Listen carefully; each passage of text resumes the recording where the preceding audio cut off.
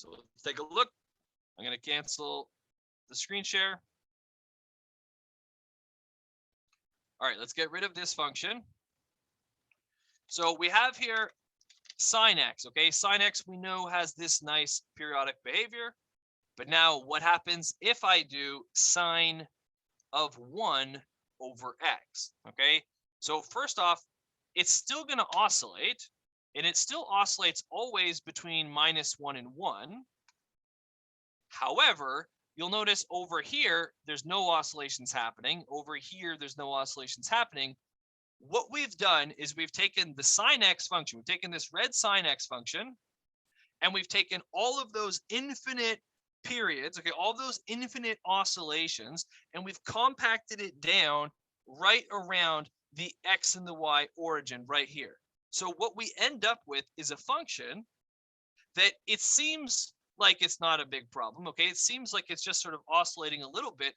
However, this function actually has an infinite number of oscillations, just as we approach 0 here. And if you sort of zoom in on it, you'll see that it starts to oscillate faster and faster the closer that we get to 0.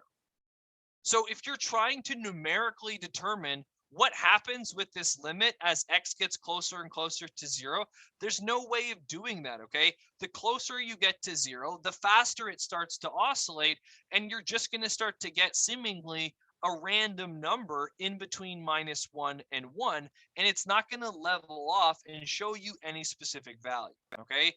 And so just right away, guys, this is a weird function, but I chose it as an example to show you that numerical process, it's not always going to work, okay? More often than not, it's going to give you a misleading answer, or it's just going to give you an answer that doesn't seem to make any sense, okay?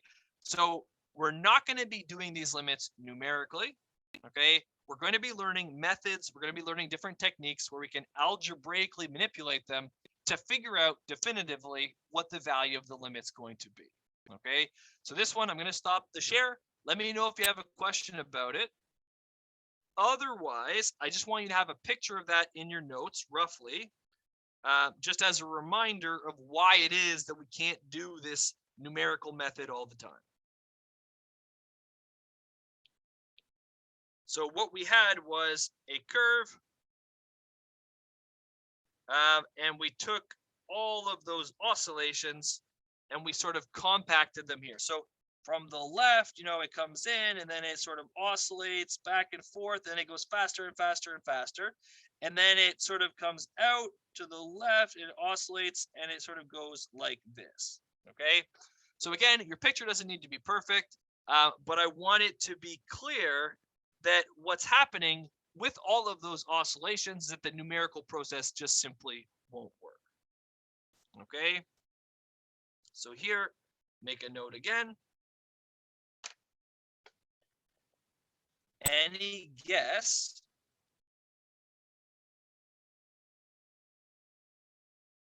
would be misleading, or would be incorrect, okay? Because this function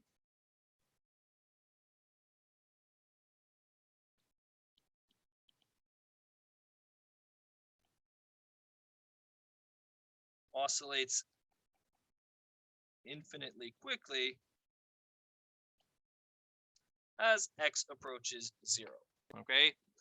Any questions about that? That is a weird function to see for the first time, but again, we're not going to work with it too much right now.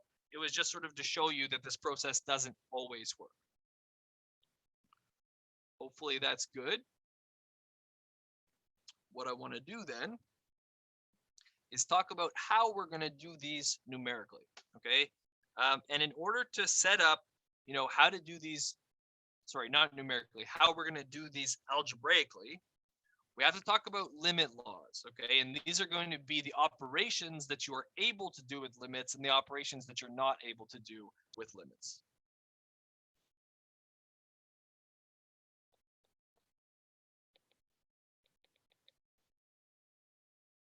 So first off, using limit laws to evaluate limits.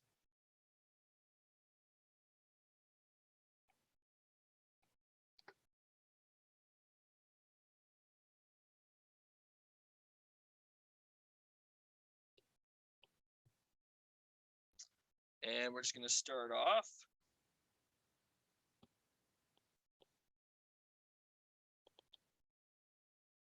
by taking two functions. Okay, we're going to take g of x, f of x, and we're going to take a constant c. So suppose that c is a constant.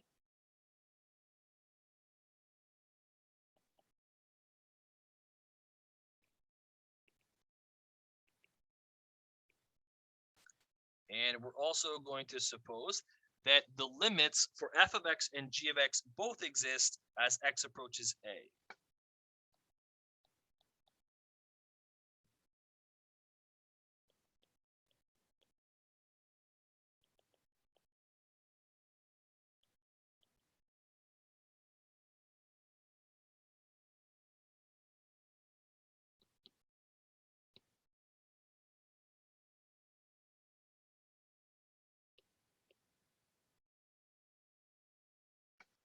All right. And what can we say? All right, so we know that both these limits exist. We have our constant. Then we'll start off with sort of some more straightforward properties. If I do the limit as x approaches a, and I have f of x plus g of x, so I'm doing the limit of the sum here, okay? What are we able to do with the limit of a sum? And the idea is that you can distribute the limit onto them, okay? So I could take the limit, apply it to f of x, and take the limit and apply it to g of x, and I will end up getting this is equal to, first, I do the limit for g of x, sorry, I do the limit for f of x, and I do the limit for g of x separately, and then I could add these two things together, okay? So fine, if I have the limit of a sum, I could instead just do the sum of the two limits individually. Also, if it works for addition, okay, then I would be able to do this with subtraction as well. So I'm going to add that in, that this works for plus or minus f of x plus or minus g of x, okay? So that's the first thing. Let's take a look at the second property.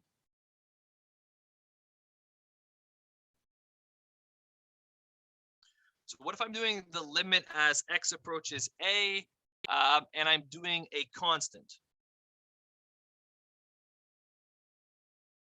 Now this one's weird.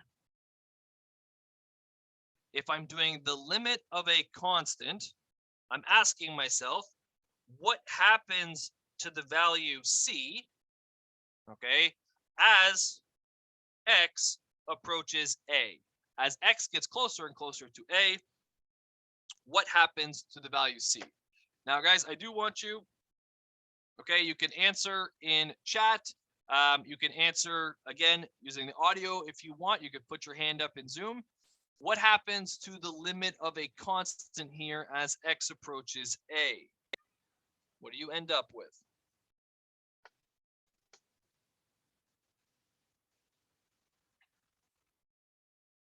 So yes, okay, a few of you do have it.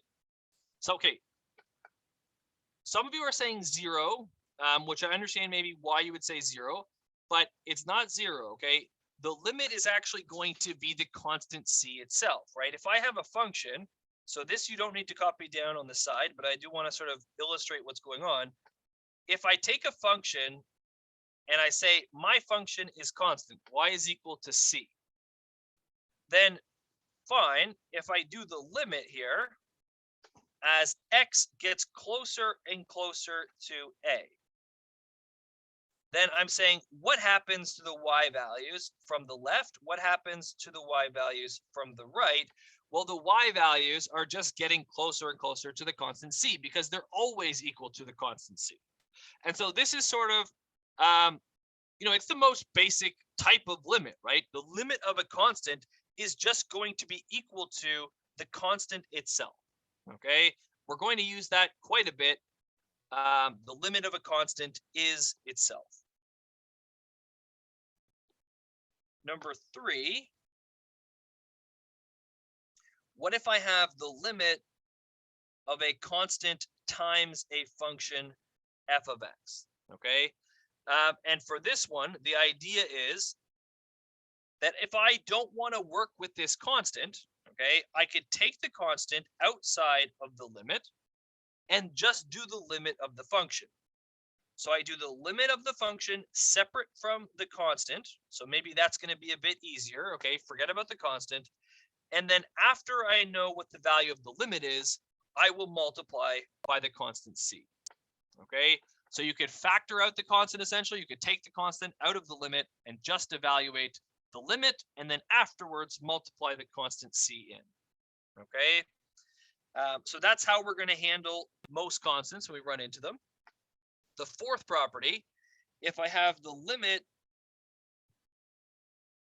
of a product, so I have the limit of f of x multiplied by g of x, then similar to the first property here, I could actually distribute the limit onto both of those. I could do the limit for f of x, the limit for g of x separate from each other, and then do the product afterwards. So I do here, limit for f of x multiplied by the limit for g of x. And again, it's likely going to be easier to sort of deal with those two limits separate from each other. So that's, again, going to be something that we do quite often. The last one is what happens if instead of having a product, I have a quotient. So I have maybe f of x divided by g of x. And I'm doing the limit. Well, I think at this point, having seen the other properties, it should make sense that I could still sort of distribute the limit onto both of these and do the limit of f of x in the numerator separate from the denominator. I do the limit in the denominator separate from the numerator, and I just do the ratio of the two.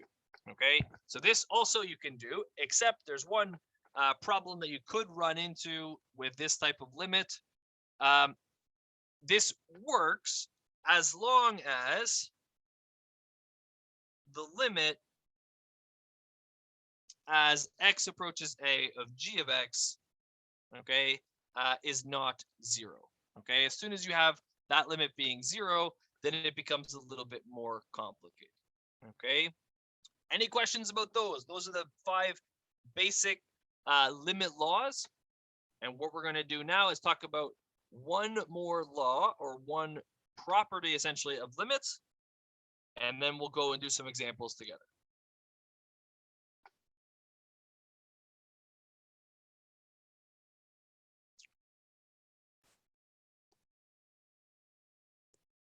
So the next property, it's called the direct substitution property. This is going to be the one that we use the most often, okay? It's going to actually be the one that we start with on every single limit for the rest of the class.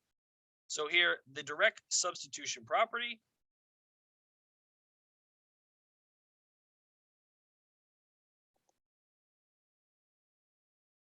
The wording of it is a little bit weird, okay? So I'll write it down and then we'll talk about the wording afterwards. But using it is actually pretty straightforward. So we start with a function, f of x. F of x needs to be continuous. Now, continuous we haven't talked about, but we'll talk about that right afterwards. So f of x is continuous on its domain, which is a very specific restriction, okay? It's continuous on its domain. And if A is in that domain,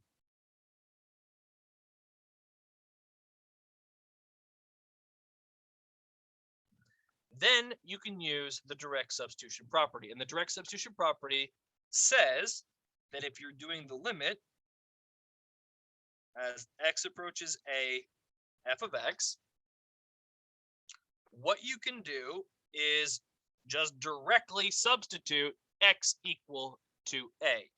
In other words, take this value of x and plug it into the function. Okay, So the value of the limit would be equal to f of a. All right. Now, again, I mentioned earlier that the statement of this is far more complicated than actually using it. So what I'm going to do before we explain or go through the statement and the wording and the restrictions in the actual statement, I want to show you just a quick example of how you would actually use this.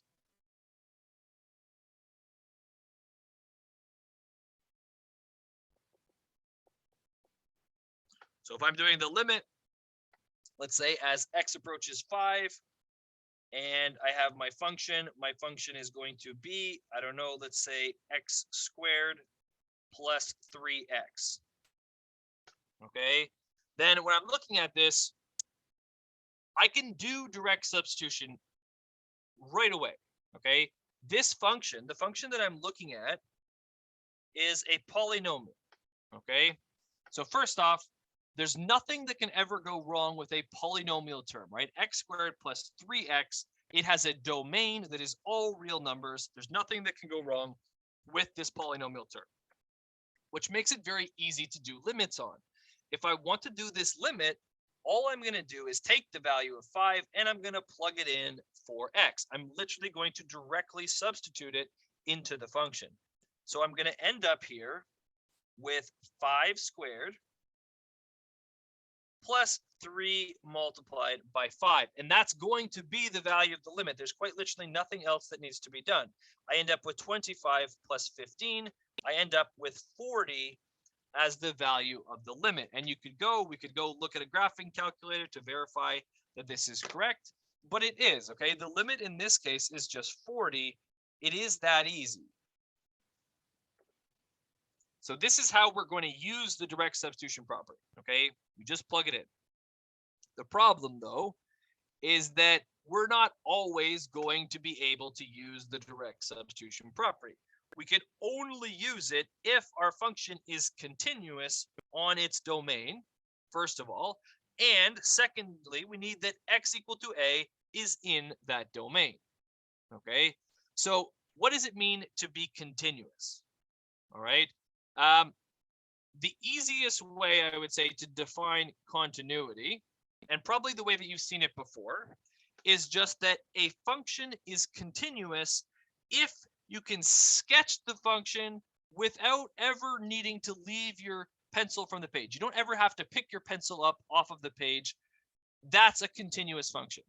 So if I have something like this, that's not continuous. Okay, there's a break in the function. There's a jump in the function. That's not continuous. If I have something like this, that's not continuous. It needs to be something that I can sort of draw without lifting my pencil from the page. Okay, so that's the idea that I want you to have for continuity. And then right away, you'll realize that, yes, all the polynomials that we deal with in this course, they're all going to be continuous. None of them have any breaks in them. But we need it to be continuous on its domain. Okay, and that's going to be something that we come back to later on in the course. It doesn't need to be continuous everywhere. It doesn't need to be continuous on all real numbers. It just needs to be continuous on its domain, which means that not only are we looking at polynomials, but we're also looking at things like the square root of x. Okay, so again, you don't need to copy this part down, but I want you to realize that if you looked at the square root of x,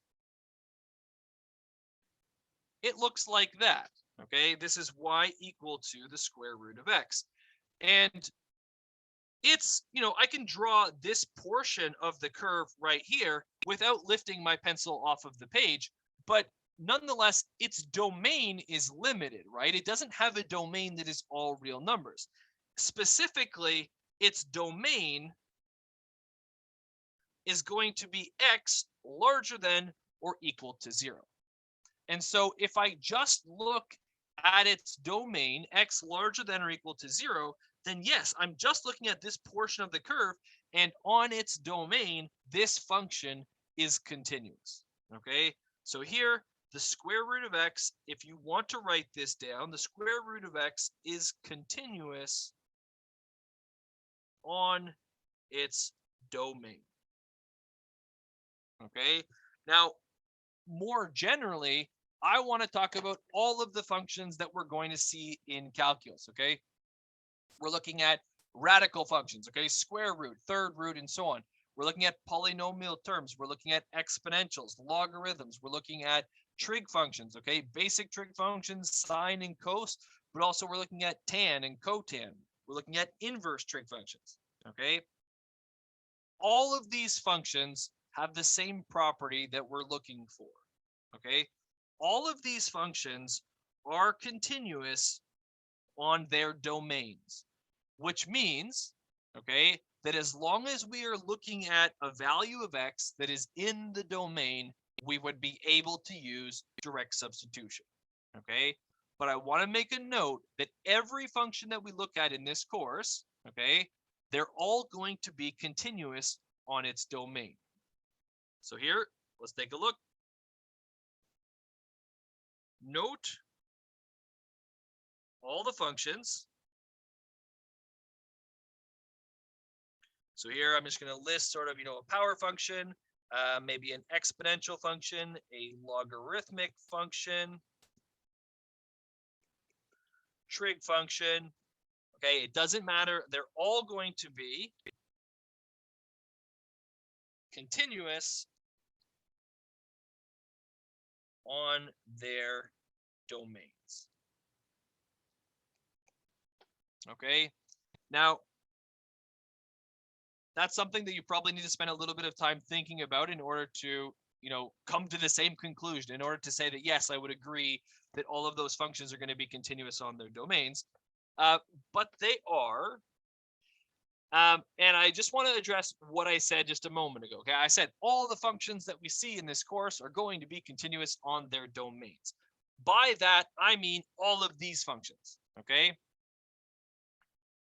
Because it is possible to create a function that is not continuous on its domain, okay? But I am saying that very specifically, right? We could create a function that is not continuous on its domain. And the way that you can create them is not that difficult. I could create them by just talking about a piecewise function. Okay, so here, if I define f of x to be equal to, let's just say it's very straightforward. Okay, I'm going to say it's equal to x if x is to the left of 0. And it's going to be equal to x squared plus 1 if x is to the right of 0, okay? And why not? Let's let this be the definition over here for when x itself is equal to 0. Now, if I take this piecewise function and I sketch this, will it be continuous on its domain? And I'm sure you can guess it's not going to be. But you have to notice that we manufactured this function, okay? I'm intentionally breaking this function and making it not continuous. So here to the left of 0, I'm going to say that it's equal to y equal to x. So here I have y equal to x. That's going to be my curve as long as I am to the left of the y-axis. But then what do I put here at the origin? You'll notice I'm not actually saying that if x is 0, that is my definition. So for a piecewise function, I'm going to put an empty circle there to represent that that is not the y value of this function at x equal to 0. Now, the second piece is a parabola. The second piece is a parabola specifically shifted up by 1 unit. And so I end up here with my function. This will be y equal to x squared plus 1. And I will put a filled in circle there on the y-axis for x squared plus 1 because that is the y value associated to x equal to 0. And then what I have here, what I've created, is a function whose domain is all real numbers, but it quite clearly has a break in it, right? It quite clearly has a point where it's not going to be continuous. And so this function is not continuous on its domain, But there's a big difference between this function and the functions that I just listed a moment ago, okay? This one, I had to manufacture this discontinuity. I had to make this function break at a specific x value, okay? All of these functions, your power functions, your logarithms, your trig functions, and exponentials, and so on, none of them have this problem. They are all continuous on their domains, okay? So here, the last comment I want to make for this topic is that note here, f of x is not continuous on its domain.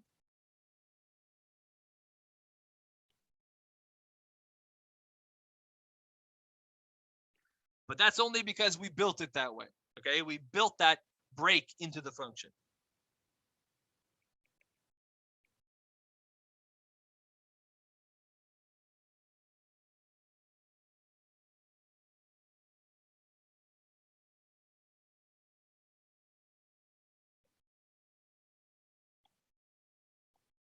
Okay, it does not happen naturally. We had to build in that break in the function. Okay, so guys, that's all I wanted to say about this portion. The main thing I want you to realize is right here that all the functions that you see in this course, okay, they will be continuous on their domains, so we're not going to have to worry about that. If you have a question, let me know. Otherwise, I want to get to actually doing some practice examples with you.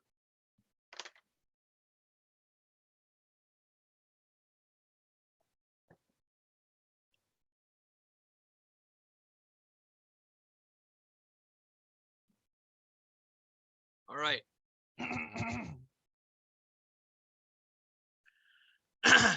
All right, evaluate the limit.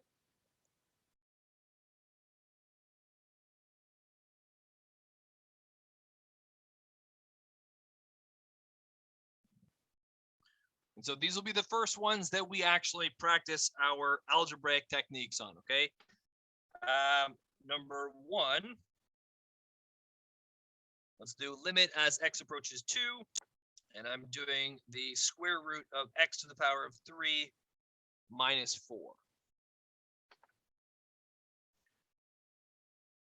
Now, any limit, okay, that we see in this course, this is just the first one, but any limit, the very first thing that I want you to do for any limit is to try to use the direct substitution property. Meaning you're going to try to do this process that we talked about earlier. You're going to try to plug in your value of x. Now, I say that's the first thing you want to try to do because most of the time it's not going to work, okay? 90% of the time, 95% of the time in this course, direct substitution is not going to work for you, okay? Because it's not going to be in the domain of the function, okay? But this one is.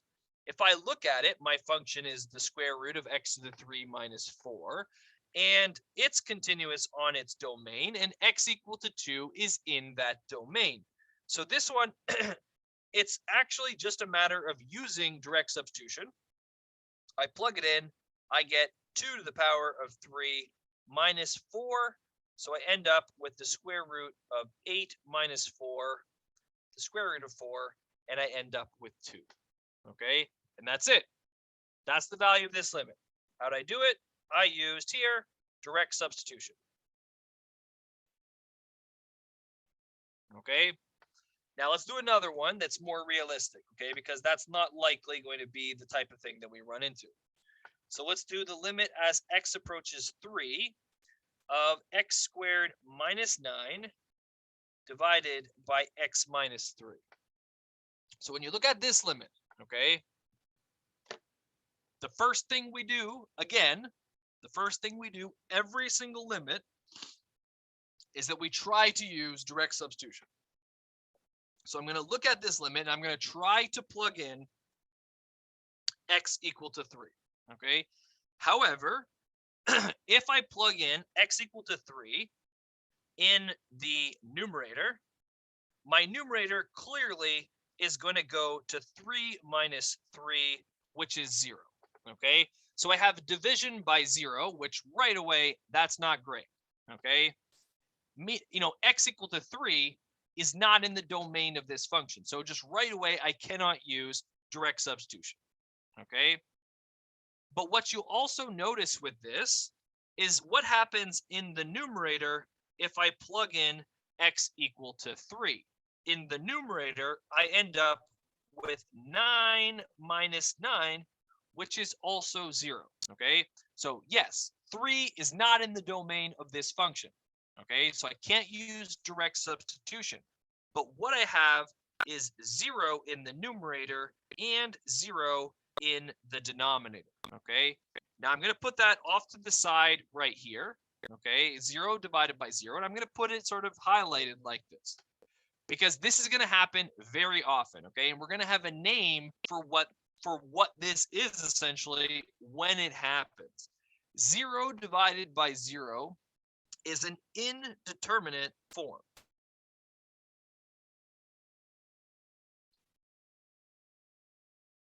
And it is the first indeterminate form that we're seeing in the class. But as we go through the whole semester, there will be a total of 7 indeterminate forms, okay? Okay, I see your question in chat. I'm going to answer it in a second about the plus or minus 2. Let me just finish this and I'll come back, okay?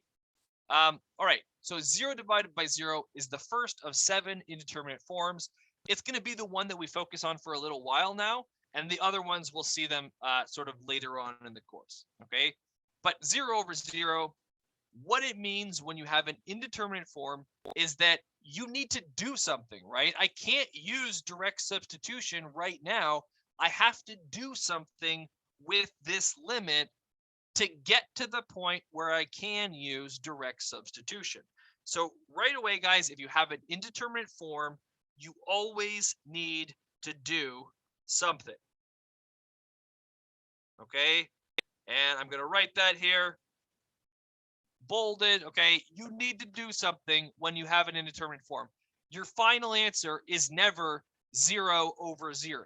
Okay, so what is that something that I can do here? What can I do with this function essentially to remove the indeterminate form? I want to get to a point where I no longer have 0 over 0. Any ideas?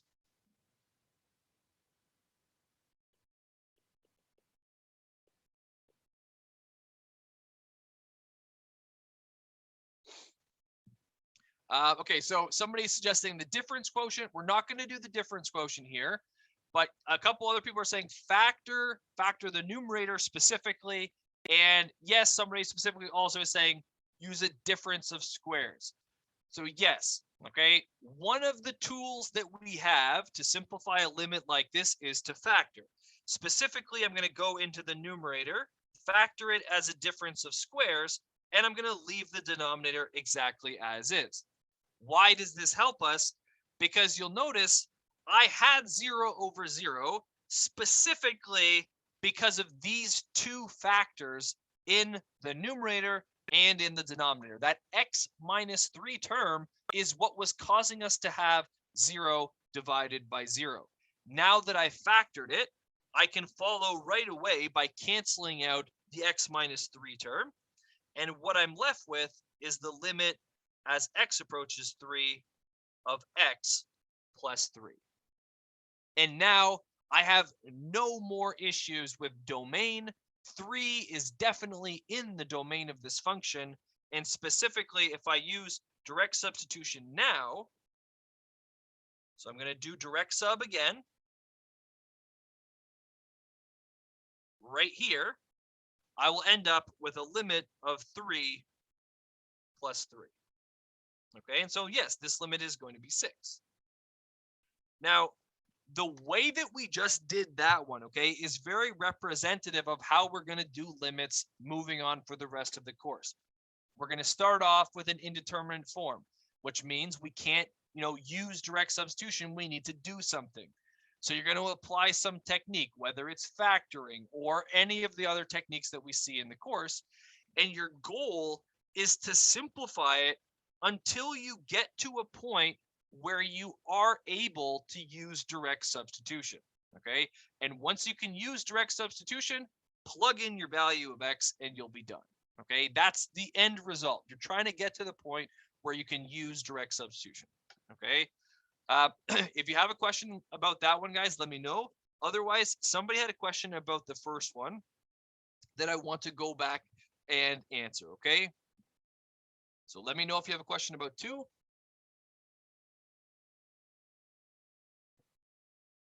Otherwise, looking at this, okay, from question 1, I said that the square root of 4 is equal to 2.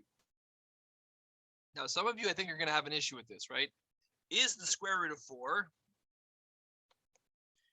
equal to 2? Or is it equal to plus or minus 2?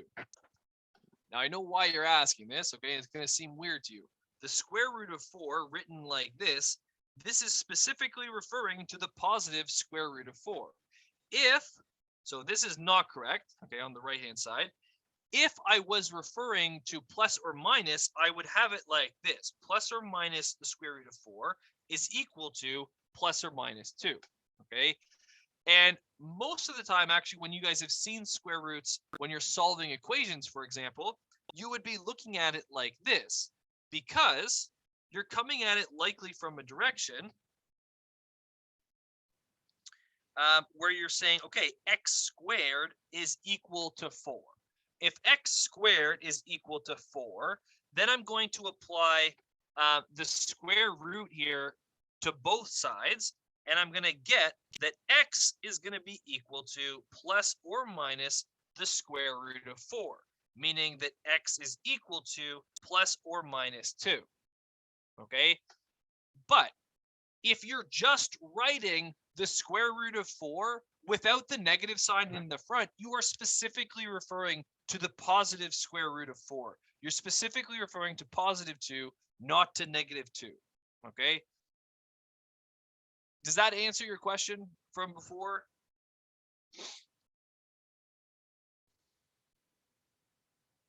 Okay. I know it's weird when you first see it, if you're so used to always putting plus or minus, but the idea is that you're putting plus or minus there because of the square root. If it's not there, it's interpreted as positive, and the negative one would be interpreted as negative. Okay. Now, another question is, can you use L'Hopital's rule for the second one that we did here? Once we know L'Hopital's rule, then yes, absolutely, you could use L'Hopital's rule, but L'Hopital's rule we're not going to do until much later on in the course. So for now, we're going to be using these techniques to evaluate the limits every time. Okay. Any other questions, guys? Otherwise, there are 2 more examples I want to go through. Or maybe I will do one and I'll get you guys to do the other.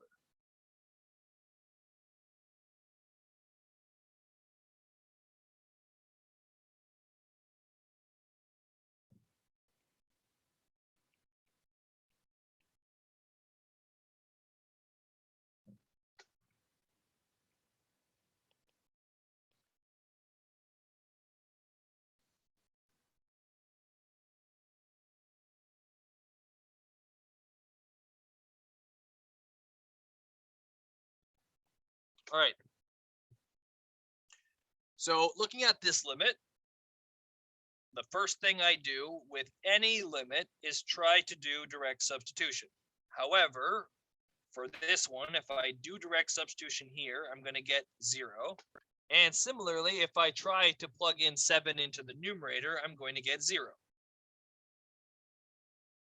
So once again, we have the same indeterminate form, 0 divided by 0, which means we have to do something. Okay. Now I can't do the same thing that we did in the last one. I can't just directly go and factor it. What can I do in this case? Just algebraically, what can I do to simplify this? To rewrite it with the goal of eventually getting rid of the 0 over 0 indeterminate form.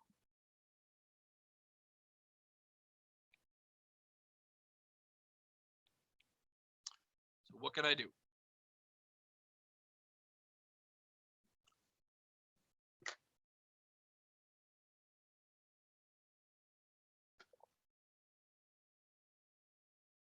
All right, suggestion in chat is to find a common denominator for the 2 fractions in the numerator. Another person saying match the bases on the numerator first. So yes, I have a complex fraction, right? I have one fraction minus another, and then all divided by 7 minus x. Whenever you have a complex fraction like that and you want to simplify it, just find your common denominator in the numerator, which means I'm going to multiply here by 7 over 7. And I'm going to take the second one and multiply it by x over x. Okay, so that's going to give me my common denominator there in the numerator, still divided by 7 minus x.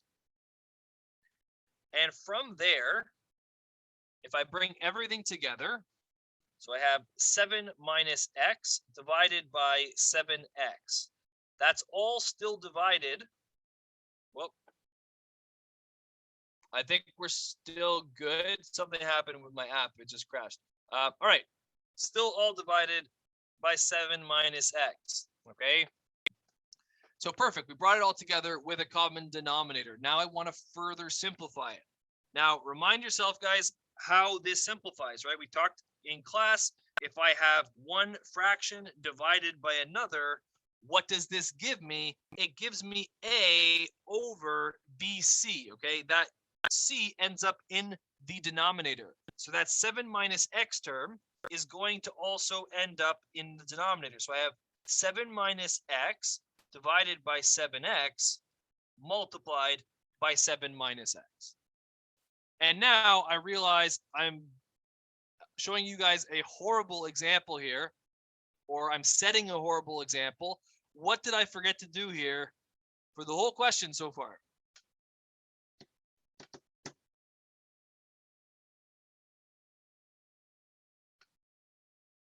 Yeah, okay. Don't do this, guys, okay? Don't do what I just did here. What you need to do, every time you should have the limit, okay? So this should be the limit as x goes to 7. The second one should also be the limit as x goes to 7. Without the limit there, it's technically not correct. Okay, so here, this is the limit as x goes to 7. You need to write that every time. If you don't, I'm going to take off marks, guys. You have to write the limit. Okay, so now we get to this point. If I try to do direct substitution, okay, because we definitely simplified it quite a bit. If I try to do direct substitution, I still have the same problem, right? I still have that this is 0 and this term here goes to 0. So I still have 0 divided by 0. But I can get rid of that indeterminate form by canceling the 7 minus x's with each other. And that's, of course, exactly what we're going to do. And then what I end up with is the limit as x goes to 7. I have 1 in the numerator divided by 7x in the denominator. And now, having done that cancellation, okay, I'm going to ask myself, am I now able to do direct substitution? What happens if I plug in x equal to 7? And if I plug in x equal to 7, this denominator actually goes to 7 multiplied by 7. It goes to 49, not 0. So we no longer have an indeterminate form. The value of this limit is 1 divided by 49. Okay, so it does work out quite well. You bring everything together with a common denominator, simplify it, cancel the 7 minus x, and then you're using direct substitution. Okay, so here again, the final thing that we're doing is we're doing our direct substitution. Any questions about that one?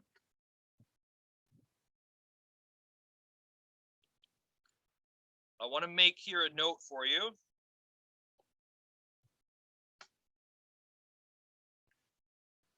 When you're doing a limit, every time you have a cancellation, okay, like this, or in the previous one, we had a cancellation like this, okay? as soon as you have that cancellation, the very next thing you should do is try to do your direct substitution again, okay? Maybe it works, maybe it doesn't work, but every time you have a cancellation, follow it up with a direct substitution and see what happens. So here, again, we had a cancellation, follow it up, try to do your direct sub, see what happens. Maybe you're done, maybe you're not, but still, as a general rule, follow up a cancellation with trying direct substitution.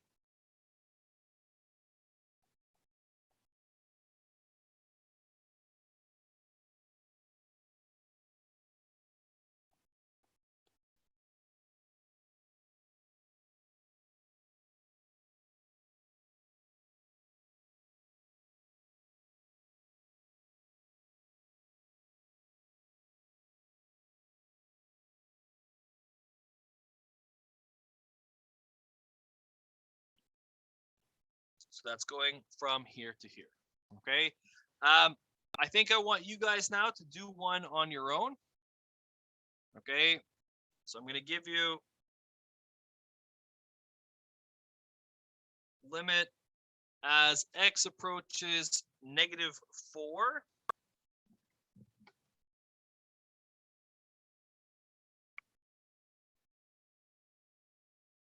We're looking at the square root of x squared plus 9 minus 5 divided by x plus 4. Okay. Now, I'll give you some time. Okay. Try your direct substitution. Maybe you need to do something. I want you to think for a second, think for a minute about what you could do algebraically to simplify this. Okay. I'll go over it in a minute, but I want you guys to have gone through that process at least on your own. Okay. Try to see what you could do to simplify this.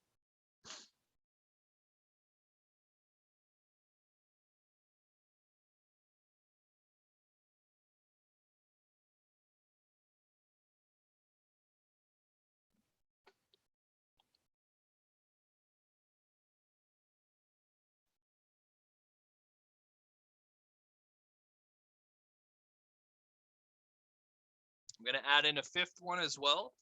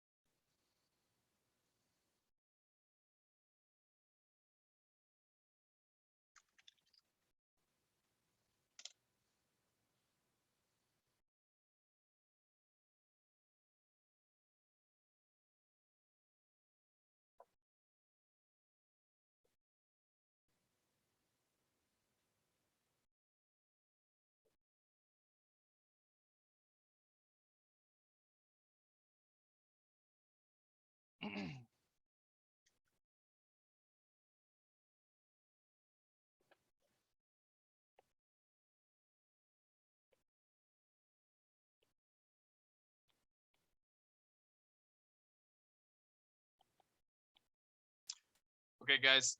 I just released to you all an assessment on CrowdMark. Okay, with the name is just February 14th. Now, what I want you guys to do with that assessment, okay, is it's 20 blank questions. So you're gonna go there, and as you work through these two, okay, I want you to take a picture of your work. So when you're done this one, take a picture of your solution, upload it to question 1 so I can see what you've done. When you finish this one, I want you to do the same thing, upload it to question 2 on CrowdMark. Also, if you're stuck, okay, if you're stuck on question on this one here, if you're stuck on number 1 or you're stuck on the second one, upload what you have. So just take a quick picture with your phone, upload it to CrowdMark, and then you can send me a chat message saying, can you look it over, or I'm stuck, I don't know what to do next. And that way I can have a look at what you have on CrowdMark, and I'll send you some feedback through Zoom. Okay. This is by far the best way, guys, for you to get feedback on what you're doing, or if you're stuck, it's the best way for me to help you. Okay. So please take the time, take a quick picture as you go through, and upload it to CrowdMark.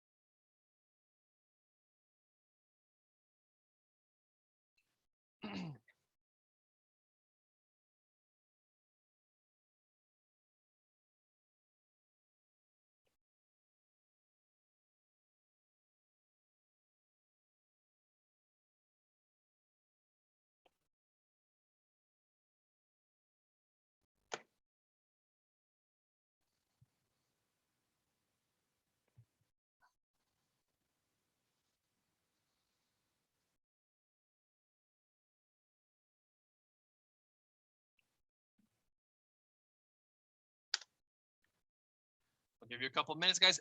What I really want you to do right now is make sure you do at least question 1. Okay, question 2 is there as a more challenging question. We'll go through together afterwards, but I want you at very least to do question 1. Okay, upload it to CrowdMark when you're finished. We'll go through it together.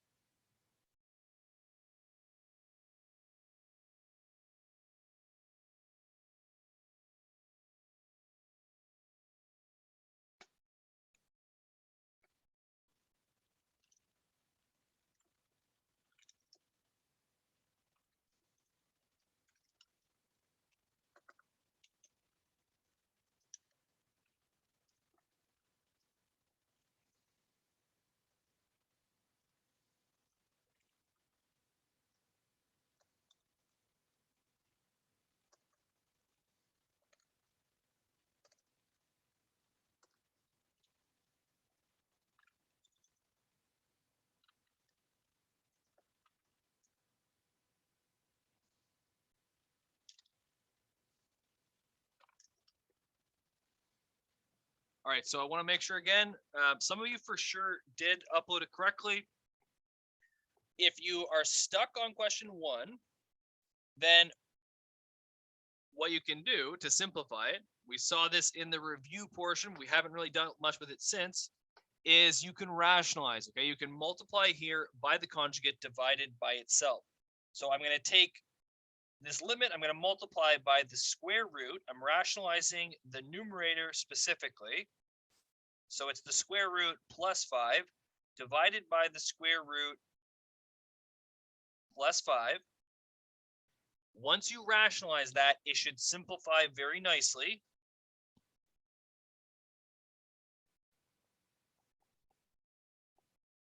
Remember, it's difference of squares, right? That's a minus b multiplied by a plus b, which is always going to give us a squared minus b squared. So we're going to get x squared plus 9 minus 25, minus 5 squared, all divided by x plus 4 multiplied by the conjugate square root x squared plus 9 plus 5. Okay, so that's what you should get. I'm going to give you another minute. Okay, if you were stuck before then, okay, take that, see what you end up with, simplify it. You should end up with a cancellation. You should be able to get to the point where you can use direct substitution on x equal to minus 4. I'll just give you another minute or so. Again, don't forget, guys, if you have already finished this one, upload it to CrowdMark as you go so I can keep track of who has finished it and who hasn't finished it. Otherwise, I'm just going to assume everybody's still stuck on it.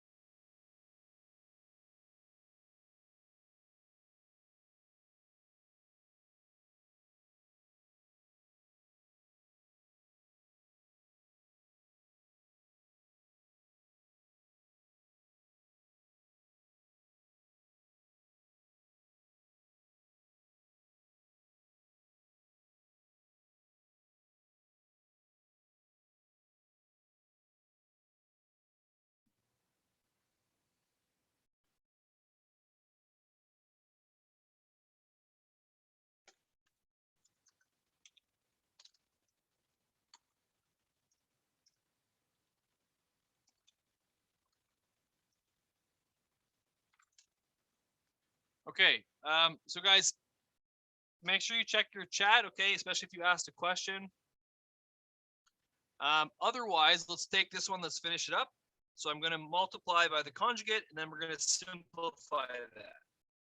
So I end up with the limit as x goes to minus 4, and I have x squared minus 16 divided by that whole conjugate term multiplied by x plus 4. Now, one thing I did notice, guys, and it's natural when you're first starting these, you multiply by the conjugate, don't forget that you still have that conjugate term in the denominator, okay? Your denominator is going to be a mess. We rationalized the numerator. The numerator is now easier to work with, but the denominator is going to be more complicated. Leave it alone. Don't bother trying to simplify the denominator. Just leave it as is. But you'll notice simply rationalizing hasn't actually solved the limit for us, right? We still have 0 divided by 0. This term here still goes to 0, and this term here still goes to 0. Okay, so we still have that same indeterminate form, and so we're not done. What is the next step that we would have to do here after rationalizing? What's the next step?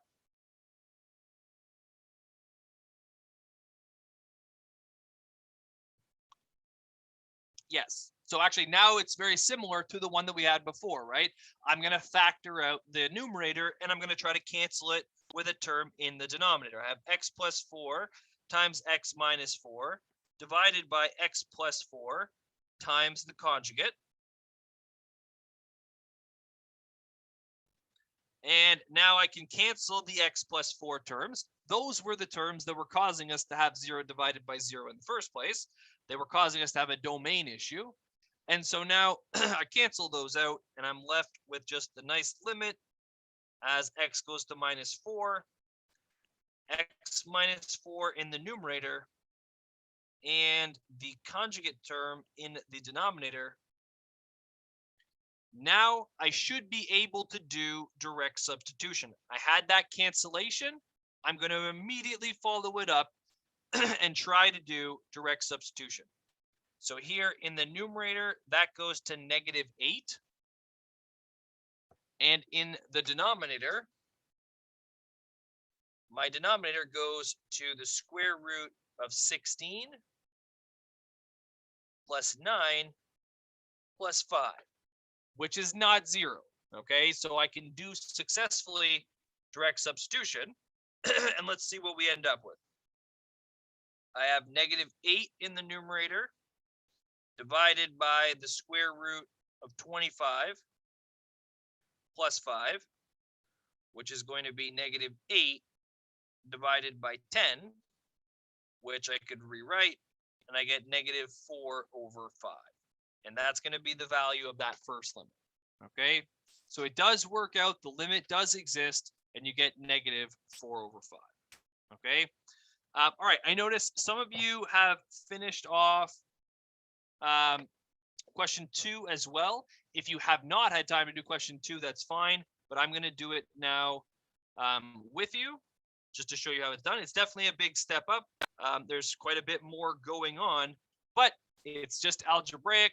Okay, you need to try to remove that indeterminate form by doing something. So first off, looking at this limit for the first time, you ask yourself, can I do direct substitution, right? What happens if h itself is equal to 0? Well, right away, we have a problem in the denominator, okay? The denominator is clearly 0, so right away, we cannot use direct substitution. But let's see what happens in the numerator. In the numerator, actually, if h is 0, you end up with 4x squared minus 3x minus 4x squared minus 3x. And so actually, everything cancels out in the numerator if h is 0. And all of this is just going to go to 0. So you don't need to write it in, but the idea is that we still have that same indeterminate form, 0 over 0, which means we need to do something to resolve that indeterminate form.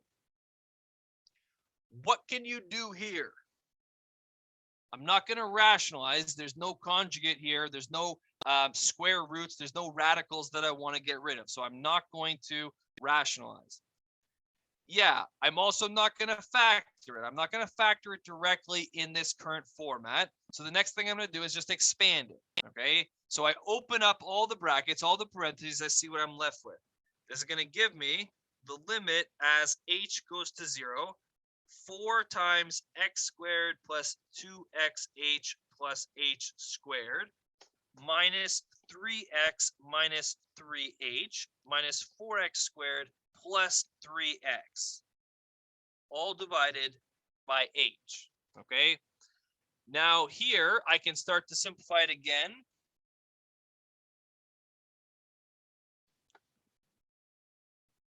I have 4x squared plus 8xh plus 4h squared.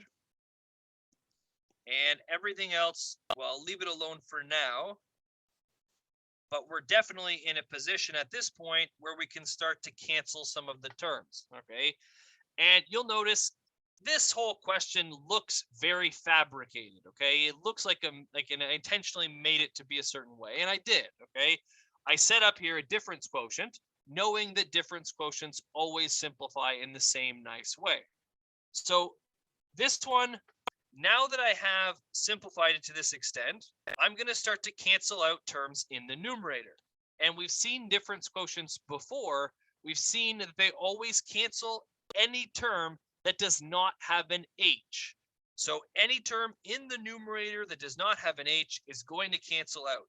So that's 4x squared with minus 4x squared. That's minus 3x with positive 3x. And actually, for now, that's it, okay? But that helps quite a bit. We end up with the limit as h goes to 0, 8xh plus 4h squared minus 3h all divided by h. And now remember back to what we did last week, okay, when we were talking about the difference quotient and simplifying the difference quotient, you're always going to get to a point where you're able to factor the h, which is what we're going to do right now. And this might be the first time that you realize why it was so important to factor out that h. We want to get rid of that h in the denominator, because as long as we have h in the denominator, we will not be able to plug in and do direct substitution with h equal to 0. So I have 8x plus 4h minus 3 in the numerator. I cancel out the h's, and then I should be in a position where I could actually use direct substitution. I have 8x plus 4h minus 3. And as h goes to 0, that term goes to 0, but the other terms do not. I end up with 8x minus 3. One thing you'll notice, guys, this one's weird because we have x's and we have h's, okay? But that's not that unusual. You'll see that on the assignment. You'll see that in general. We're just doing the limit as h goes to 0, which means x, we're treating x as a constant. So 8x just goes to 8x, okay? Minus 3 just goes to minus 3. They're both constants, okay? It is only h that is going to 0, and so you end up with a final answer here of 8x minus 3. That's what happens to this function as h approaches 0, okay? Guys, if you have any questions, feel free to stick around. We have 5 minutes left. I'm going to let you go early today, okay? That's quite a lot of content for one class, especially that it's online. I hope it worked out okay for you guys, okay? Our class on Wednesday is also going to be online. I will let you know what happens in our class on Friday, okay? I'll send an update. Right now, my plan is to be back at the college on Thursday, but again, I can't guarantee that's going to happen. So maybe our class on Friday is online, maybe it's in person. I'll let you know, okay? Otherwise, have a good day. I will see you all later.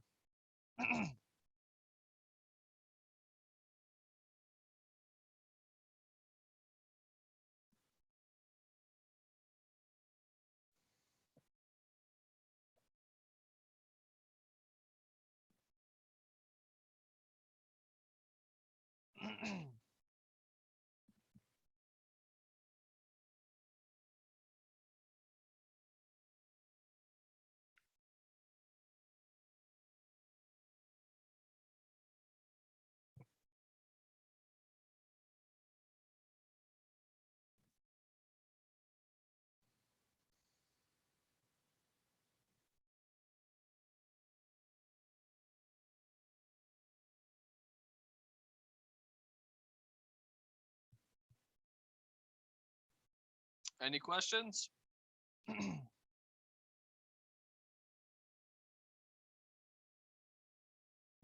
Hi. Hello. Hi, I had a question on the assignment. I'm not sure. Can we ask you questions about the assignment? Yep. Okay, so for the first number for letter C, I'm a bit confused with the domain because I feel like it can. Is it possible to have a domain that's an empty set? It's possible. Which one are you specifically? The Referring to? C, letter C, number 1.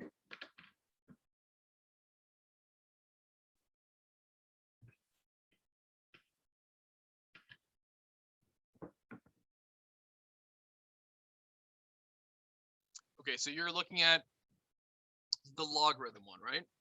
Yeah. You're saying that it's the empty set. So Yeah, let's look at, I'm a bit confused. That question confuses me. but in general, you're okay with domains or no? I think so. What is It's it about this one that's confusing? well, because the restrictions, are there 2 or 3 restrictions in this question? What would you guess? What would be your first guess? I mean, I did 3. I would do 3 as well.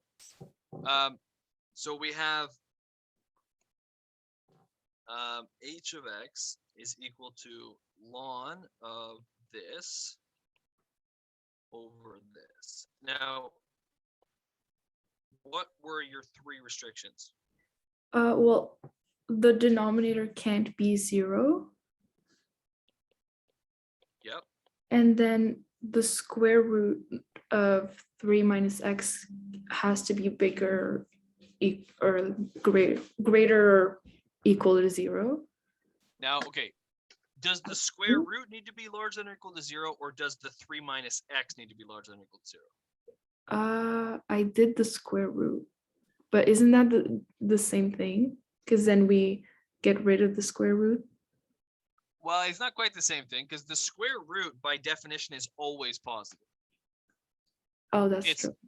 it's the 3 minus x term. We need specifically for the input, what's inside the square root needs to be positive. Yeah. Okay.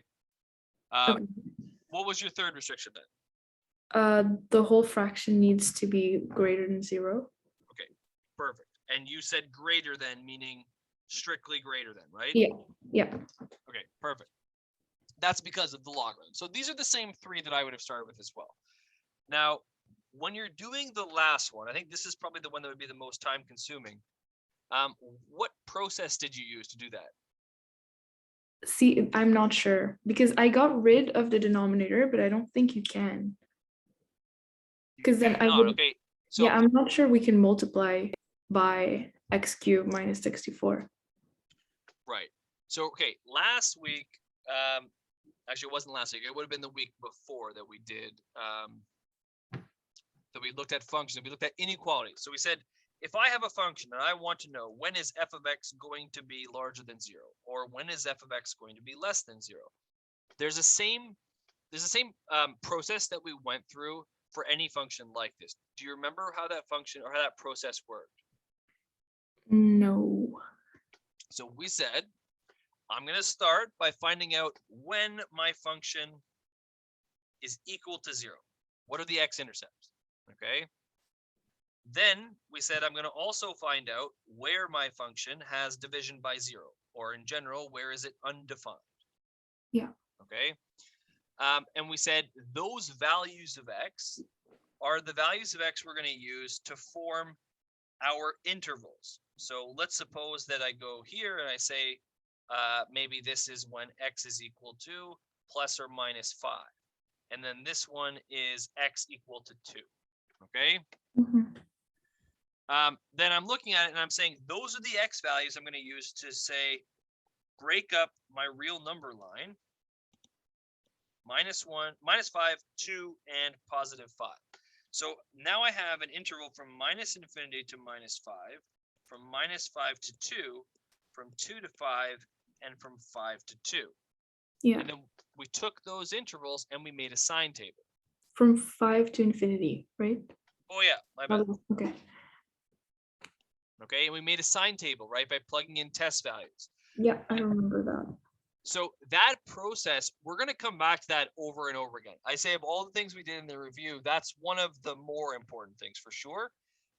We use it randomly to find domains, but we're definitely also going to use it later on And when we're talking about curve sketching and we're talking about the derivative, we want to know when the derivative is positive and when the derivative is negative. So get in the habit of doing that and associating an inequality like this to that process of finding the zeros, finding where it's DNE, and setting up your sign table. Okay, so I would need to use that for that third restriction. Yes. So that's the one that definitely takes the most time. And you're going to find at the end that maybe, this interval doesn't work and maybe this interval doesn't work, but these two in the middle do. And those are going to be your restrictions for that third restriction.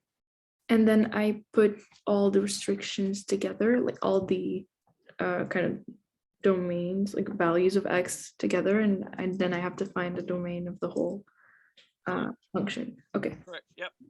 Okay, great. Thank you. Okay. No problem. Bye. Have a nice day. You too.